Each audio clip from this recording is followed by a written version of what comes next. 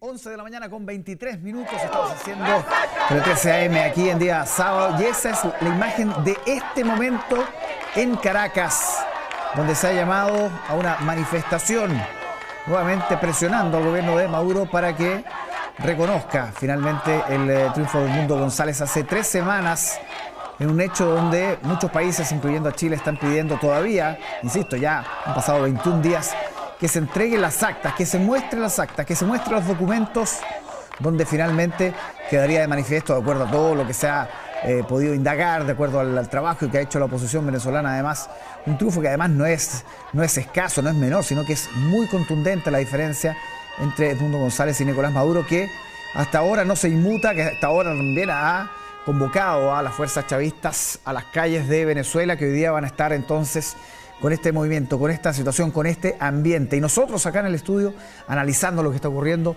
Libardo Buitrago, ¿cómo estás? Qué gusto tenerte aquí en la mañana en Tele 13. ¿Cómo estás? El gusto es mío, Álvaro. Gracias por esta invitación. No, muchísimas gracias para ir entregando detalles de lo que está ocurriendo, de lo que se espera. Y también sumamos a la conversación a José María del Pino, que está, por supuesto, en Estados Unidos, siempre con antecedentes frescos, siempre con datos nuevos respecto a cómo se está monitoreando desde Washington, básicamente, lo que está ocurriendo en esta jornada. ¿Cómo estás, José María? ¿Qué tal, Álvaro? Muy buen día. Saludo también a Libardo. Amanecimos acá en Washington, D.C., con la resolución inédita. Hace 8 años que la OEA no acordaba de consenso una resolución respecto al régimen venezolano, y tengo sin duda alguna esta mañana bastantes triquiñuelas de lo que ocurrió ayer en los pasillos de la OEA para poder compartirles en este análisis. Sí, vamos de inmediato con eso, porque claro, fue muy comentada, por ejemplo, la intervención del representante uruguayo, muy ferviente, ¿no? Muy fuerte, muy intensa, en términos de pedirle a Maduro que reconozca lo que está ocurriendo, lo que ocurrió en las urnas hace 3 semanas. Pero hace algunas semanas también, José María, este consenso no se logró. Debido a la votación que en ese minuto tuvieron algunos de los representantes. Uno pudiese ahí inferir que ha habido, digamos, una presión efectiva sobre aquellos gobiernos que aún defienden o se sienten, digamos, más cercanos a Maduro, y de inmediato me cuelgo de lo que dijo Lula da Silva, ¿no? Que si bien reconoce que no es una dictadura, dice es un gobierno muy desagradable, es un gobierno autoritario el de Venezuela. Claro, hay que decir que este segundo intento fue liderado por la diplomacia estadounidense, particularmente por Frank Mora, el embajador de Estados Unidos frente a la OEA. Él fue quien empezó a trabajar en este borrador, que rescata varios aspectos del que había sido rechazado, pero incluye un elemento sustancial, que es el resguardo de los derechos humanos, el resguardo de la oposición política, el fin de las detenciones sumarias, el fin de los secuestros y todo lo que ha sido denunciado en el último tiempo en Venezuela. Nos decía el mismo embajador Mora, y se los comparto así porque lo dijo en The Record, así que puedo compartírselo. Nos decía: pasaron 2 semanas y los hechos fueron bastante evidentes para el mundo.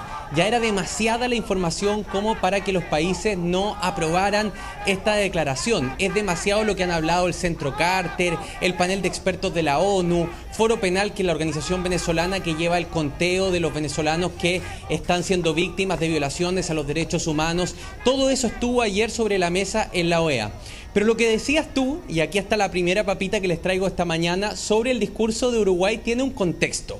Si recuerdas, Álvaro, Uruguay en una parte del discurso dice: aquí algunos se escandalizan porque se habla de terrorismo de Estado, y parece que solo se escandalizan cuando ese terrorismo de Estado viene de un sector o tiene un color político y no viene del otro. Quiero contarles por qué dijo eso. La declaración que ayer se aprobó no era el borrador. Fue un borrador de última hora que se nos fue enviado y compartido a la prensa media hora antes de la votación. ¿Qué pasó? Llegó Brasil y dijo: para que yo vote a favor y dé el consenso, tenemos que eliminarle uno de los considerandos. ¿Qué decía ese considerando, Álvaro, Libardo? Decía que la OEA reconoce los informes de la Comisión Interamericana de Derechos Humanos como sustento de esta resolución. Y Brasil dijo: no, nosotros no estamos cómodos con eso, porque la Comisión Interamericana de Derechos Humanos ha dicho que en Venezuela estas últimas semanas ha habido terrorismo de Estado, y que es una tipificación penal de la violación a los derechos humanos en el derecho internacional, por cierto. Y nosotros no estamos de acuerdo con esa definición. Así que o sacan eso o le quitamos el consenso. Y por eso esta resolución, algunos embajadores, Álvaro, nos dijeron: salió licuada. Salió como demasiado amplia, pero al menos consiguió los votos de los países del CARICOM que están capturados por el petróleo de Venezuela. Claro, CARICOM, todos los países del Caribe. Y ahí, Libardo, por efectivo lo que dice José María, no es la declaración más contundente que uno pudiese haber esperado, pero al menos se logra un consenso que no es fácil ahí en la OEA frente a un Maduro que tiene aliados en varios puntos de la región. Y la gracia es que termina sancionándolo. Claro, uno quisiera una resolución mucho más contundente y ahí se muestra la dificultad. La verdadera expresión de los gobiernos aquí, Álvaro, lo que hemos visto, y José María, es cómo le ha costado a Lula la situación de Venezuela. Qué manera de dolerle a Lula tener una posición firme y consistente y coherente. Qué manera para Gustavo Petro de tener las dificultades de tipificar lo que ocurre en Venezuela, y Andrés Manuel López Obrador ni qué decirlo. Se desentendió, él ya se va para su rancho y está desacoplándose de esta situación. Pero es una resolución de la OEA. Y esta resolución, como bien decía José María del Pino al comienzo, le raya la pintura a Nicolás Maduro. Si bien uno desearía que un organismo multilateral fuera categórico, particularmente en el tema de los derechos humanos y tal, aquí el dato duro es que se está configurando un frente internacional del cual le va a ser muy difícil librarse a Nicolás Maduro. Porque el dato al día de hoy es el siguiente, y es que hoy Venezuela tiene dos resultados. Uno que dio la Comisión Nacional Electoral de Venezuela, que dice que con el 51% del 81% Nicolás Maduro es presidente, y el otro, los resultados que maneja la oposición, que dice que con el 81% ellos ganaron con el 67%. Ese es el dato duro. Y por lo tanto, esta reconfiguración del tablero internacional, aún así licuado, decolorado, es una mala noticia para Nicolás Maduro. Es mala noticia, porque se arrima Lula, al final, empujado, se arrima también Petro a una realidad. Y es que no hay unanimidad de estas naciones respecto a apoyar a Maduro. Es decir, también le hacen el feo. Libardo. También le hacen el feo. Sí, José María.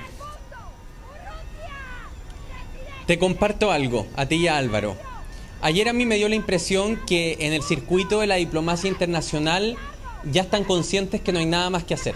Sí. Que han hecho todo lo que está posible. Porque en un momento yo le pregunto a Frank Mora y le digo, embajador, ¿y ahora qué? Y el embajador me responde, bueno, ahora el pueblo venezolano sabe que lo estamos apoyando y estamos detrás de ellos, que no nos vamos a cansar, pero esta solución está en manos del pueblo venezolano. Después dejó de hablarnos, pero me hubiese gustado preguntarle, ¿pero qué espera usted entonces del pueblo venezolano? ¿Espera una revuelta popular? ¿Espera que derroquen al dictador? ¿Qué es lo que está esperando? Porque lo cierto es que, si bien es súper contundente, yo comparto contigo, Libardo, primera vez la OEA, los medios del mundo pudieron titular, la OEA condena el régimen de Maduro, la violación a los derechos humanos y pide que se revisen las actas, eso sigue siendo titulares. Y lo cierto es que la situación en Brasil no se va a solucionar con más declaraciones. Ayer también se firmó la declaración de Santo Domingo, recordemos, 22 países y la Unión Europea firmaron un documento en el contexto del cambio de mando del presidente Luis Abinader en República Dominicana. Muy contundente, ojo, más contundente que el de la OEA. Tiene a España, a Portugal y a la Unión Europea incluido, pero siguen siendo declaraciones. Y lo que te quería compartir hoy día es que después de hacerle esta pregunta tanto embajador ayer, hablé con embajadores de países sudamericanos, centroamericanos, el de Estados Unidos, a mí me dio la impresión que la diplomacia internacional ya como que se remite a mandarle mensajes al pueblo venezolano, pero está esperando que en Venezuela ocurra algo, que una facción del ejército se descuadre, que la presión de la calle termine haciendo caer a Maduro, pero lo cierto es que los instrumentos internacionales que parecen haber a la mano ya no podrían tener ningún tipo de efecto sobre Venezuela. Y también lo otro, se los doy como último dato, me da la impresión que toda la comunidad internacional da el esfuerzo de Colombia y Brasil como un esfuerzo ya absolutamente fracasado. Sí, un esfuerzo que además se contaminó con las propias declaraciones de Lula, que me pareció en algún minuto, Libardo, incluso improvisar sobre algunas soluciones, cuando él en una entrevista radial habla de repetir las elecciones, probablemente sin haberlo sondeado con otros países, o cuando habla de un gobierno de coalición, que parece algo aún más absurdo, más absolutamente poco predecible, poco esperable en el escenario actual. Se da cuenta además que el propio Maduro rápidamente desecha ambas opciones, lo mismo evidentemente que la oposición, y se transforma, claro, en un callejón cada vez más estrecho, un callejón sin salida. El mismo José María más de alguna vez nos ha comentado acá las posibilidades que se le han dado al propio Maduro respecto a, por ejemplo, a un exilio dorado en Turquía o en otras naciones, y él mismo se ha negado completamente. Entonces, el callejón es cada vez más estrecho. Pero esto de esperar de que el pueblo venezolano finalmente, a través de la movilización, logre derrocar a Maduro, es como lo que muchas veces durante décadas se dijo de Cuba. Y Cuba lleva 60 años. Entonces aquí, cuando uno revisa el agotamiento, ya la diplomacia se va a agotar. Sí. Y la diplomacia se va a agotar porque los instrumentos que tiene son muy pocos. Efectivamente, José María toca un punto especial, y es las resoluciones, las declaraciones, ahí están. Las condenas, ahí están. La ONU, que dice que las elecciones no fueron transparentes, ¿qué más decir eso? La Organización de Estados Americanos, lo que está diciendo Estados Unidos, lo que dice la Unión Europea, lo que dicen los líderes regionales, y lo dicen de cierta manera. Yo estoy sorprendido de cómo Itamaraty, de la mano de Lula, se ha pegado 2 patinazos internacionales, sí, pero monumentales. El primer gran patinazo fue cuando Lula, que sueña ser Premio Nobel de Paz, él quiere un paz y salvo moral, que significa, frente al encarcelamiento que tuvo por hechos de corrupción, él quiere un paz y salvo moral, que significa, la primera era obtener la presidencia de Brasil, ya lo obtuvo. Lo segundo que comenzó a buscar fue el Premio Nobel de Paz. Y eso se mete en el tema de la guerra de Rusia y Ucrania, y ahí le fue mal su planteamiento, nada que ver. Como nada que ver esto. Un gobierno de coalición es distinto, es muy distinto frente a una situación totalmente distinta. Y repetir las elecciones, porque aquí no sabemos realmente qué fue lo que ocurrió en las elecciones. El gobierno dice, yo con el 81% gané con el 51%. Eso dice el órgano chavista del Consejo Nacional Electoral. Sí. Pero a su vez la oposición dice, no señor, y ahí están las actas, eso que ustedes ven que portan las 2 damas allí, son las actas que levantaron los testigos electorales, que ellos dicen, nosotros con el 83% de esas actas mesa a mesa sacamos una contundente victoria para Edmundo González. Entonces, cuando la situación vuelve a caer a Venezuela, es la siguiente: ¿estará Maduro en la idea de una durísima y fuerte represión para pasar de autócrata a dictador? Porque solo sería lo que le quedaría. Esta manifestación del día de hoy tiene una característica, y es pulsar la determinación de la defensa del voto del venezolano. Yo creo que ahí está lo importante. Y la pregunta se le traslada inmediatamente al círculo de hierro de Maduro, particularmente al general Vladimiro Padrino. ¿Está él en condición de atropellar los derechos humanos, de continuar violando los derechos humanos de los venezolanos, cuando ha habido una manifestación mayoritaria, electoral, de expresión viva de las fuerzas de la nación, diciendo que querían el cambio? Entonces, claro, se le traslada a Venezuela. Y yo coincido con José María en lo siguiente. Creo que la forma de romper el monolítico apoyo que tiene de las Fuerzas Armadas es que una facción, en el grado de tenientes coroneles, en algún momento se pueda revelar. Despedimos a José María del Pino desde Washington con toda la información. Muchas gracias, José María, como siempre, con los detalles del reporteo ahí sabroso en la OEA. Seguimos atentos en la semana, por supuesto.